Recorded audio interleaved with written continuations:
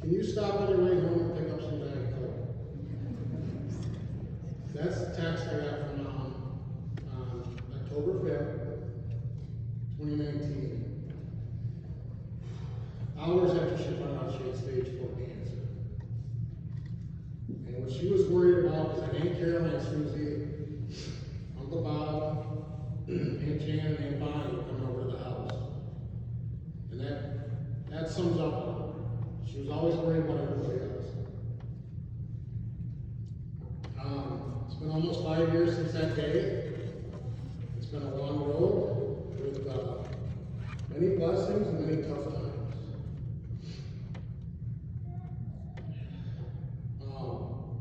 One of the things we did after Mom got sick was we decided to have Sunday dinners at their house. And I'll never forget the 5 years we had. Every Sunday I had a dinner at Mom and Dad's house. I'm going to talk about some things that Mom liked. She loved the Vikings, we all know that. She loved it when the Twins won in 87 and 91. She loved sports. She loved golf, tennis, bowling, soccer. She watched everything on TV. She just loved sports.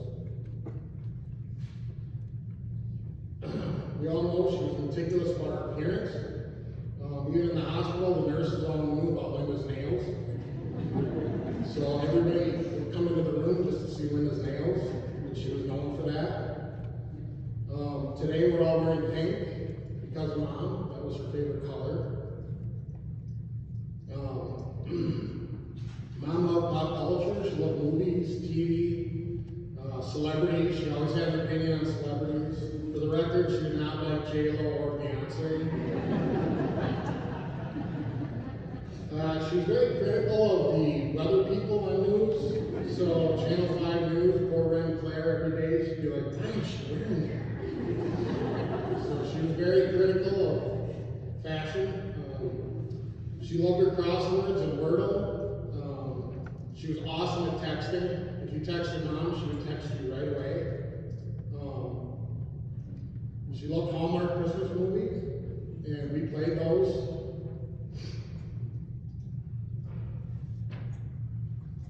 Her last day,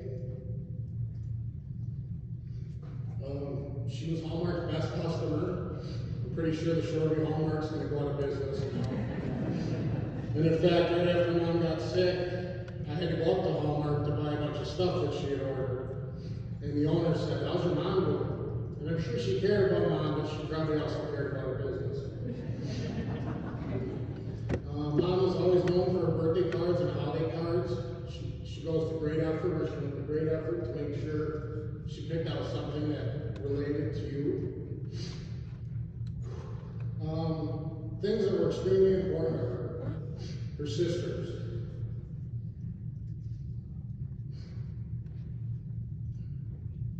Wednesdays with the grandkids. When the kids were young, she instituted Grandma Wednesdays, where Lauren and Jake would go out to eat every Wednesday night, and they'd usually go shopping and come home with tons of stuff. She loved the lake, our annual vacation every summer. Every May we would start talking about the lake, and she couldn't wait for it to come. Christmas Eve at Mom and Dad's house is epic. It's unlike anything we'll ever have again. Mom would literally wrap hundreds of presents for us. The entire basement would be filled. And it wasn't about the material stuff. It was about the joy she got from watching us unwrap things.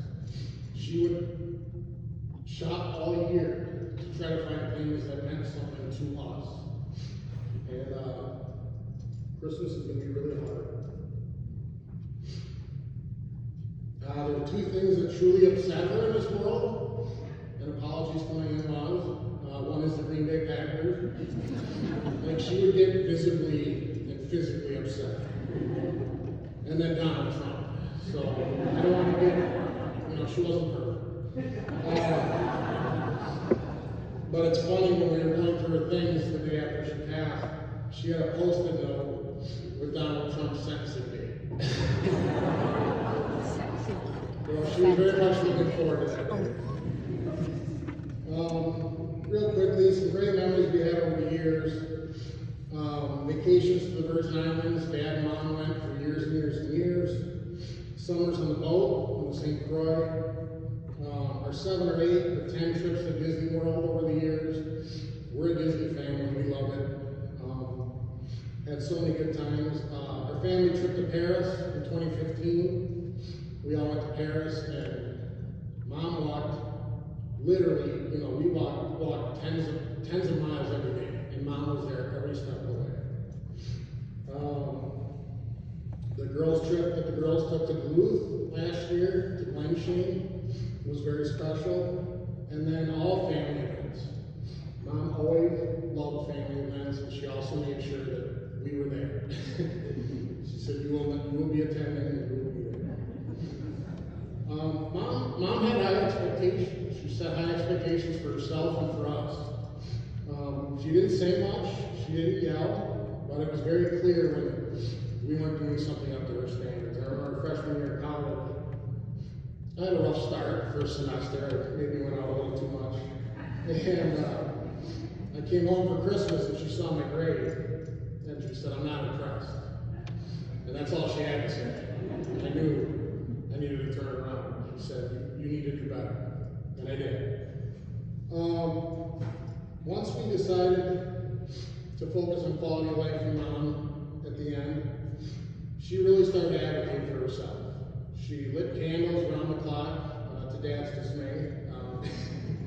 But she loved her candles, so every time we came over to the house, she had tons of candles lit. Every morning, Dad and her would have coffee and biscotti and watch her squirrels, which Mom never liked animals, so I had no idea how she got into squirrels, but we get pictures, a lot of pictures, of her squirrels. She did some things, she had some tough conversations with all of us as she was getting towards the end, and she was focused on who's going to take care of us when she's gone. Mom and I were always super close.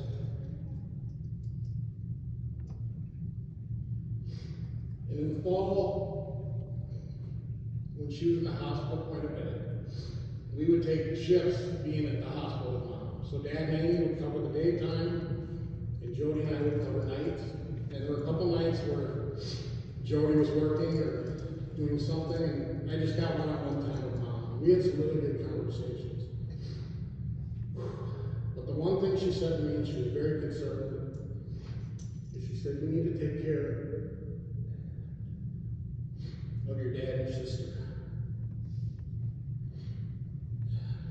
So Dad and me, I'm here for you.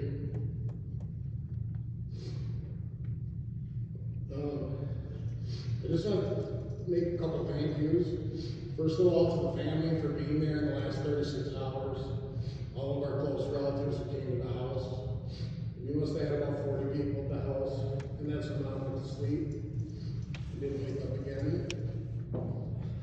But she was happy that everybody was there, and I know that's why she went to sleep.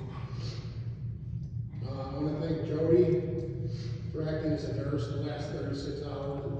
Jody didn't have time to grieve because she was literally taking care of Mom.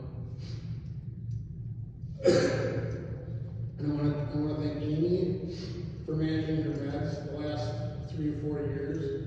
Amy was diligent about putting spreadsheets together and everything to manage all the meds that Mom had to take. So thank you, Amy.